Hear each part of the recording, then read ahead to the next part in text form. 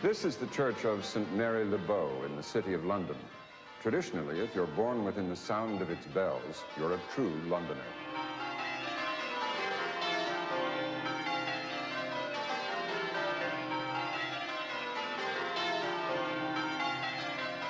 London English has always had a distinctive note of its own.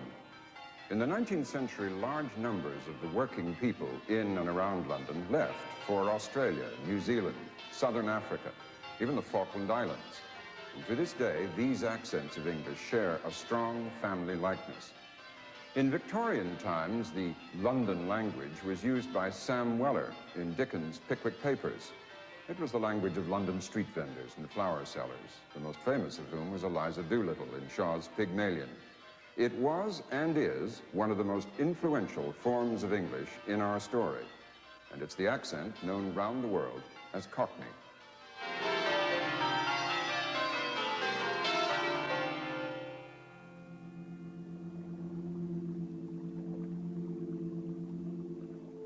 London's East End lies down the Thames from Tower Bridge.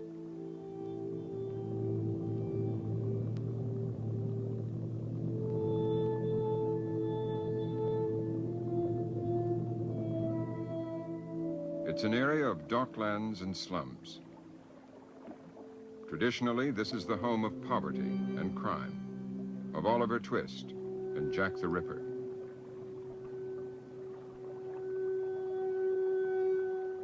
It was a place that many Victorians dared not go, as unexplored, one wrote, as Timbuktu, and even fewer understood it.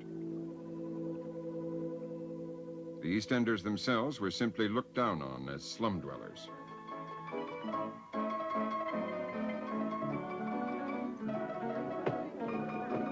Here, it gets on your nerves, for everything's filthy. Dirty, filthy walls, and the vermin in the walls is wicked.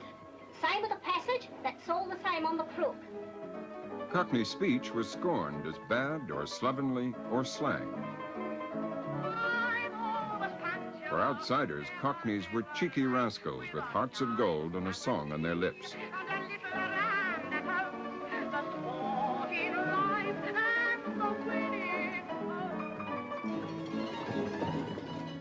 The Cockneys were a classic English working-class stereotype, though almost nothing authentic was known about them or their language. Cockney has spread beyond the East End, and it's heard throughout London, some of the broadest from costermongers and barrow boys. This is Walthamstow Market in northeast London. Two quid a foot, doesn't it? But a 20-footer. A 20-foot is about a pony. Today, the speech of some 10 million people in and around London is influenced by Cockney. George Bonner is a Cockney with a stall in Walthamstow. You had them last week, you know what they're all about. I'm here. Have you seen my navels? How are they? We call it getting an edge. It means you're getting people to line up by either cutting a grapefruit or cutting an orange, showing people they like and giving them tasters. Anybody want a bit? Oh, you'll have a bit, haven't you? You ain't had none lately, have you? And you can do it a lot of ways. You lark about or you come out with big words. Wait a minute. You're going in home if you keep on. You get me in the right mucking fuddle every time you come up. 6, 8. Got a mark on there for nothing. Don't bring it back. Have a look at my navels. Never seen anything like it. Bob Barltrop is a Cockney, a local historian who's compiling a new dictionary of Cockney English.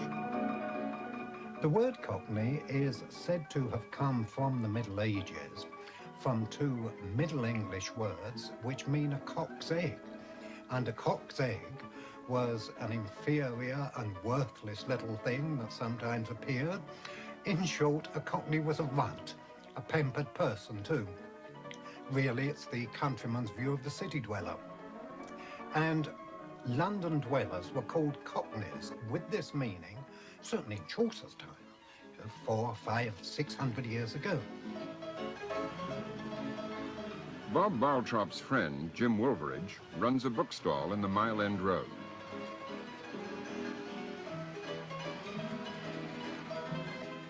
He's described his Stepney childhood in his autobiography, Ain't It Grand?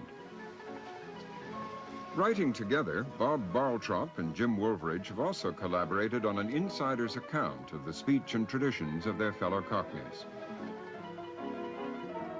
They called their book the Muvver Tongue. They always shared the research and writing and used to hold their editorial conferences at Fred's Cafe, or in proper Cockney, Caff. It's an ideal place to discuss the nuances of Cockney idiom and pronunciation. The vowel sounds are the most basic feature of Cockney. Instead of saying out, you say art. Instead of saying round, you say round. The characteristic of Cockney that everybody knows, of course, is dropping the H. Shop. Hello, love, how are you? I'm fine, yeah, fine. Hello, Bob, mate. Hello, Irene. Coming for a couple of teas? How's Fred? Oh, he's fine, love, working hard on the back. It's a part of Cockney where you have an L on the end of the word to attach a kind of ooh sound so that you don't say meal, you say me-all and make it meal, or you say feel and wheel. Two without.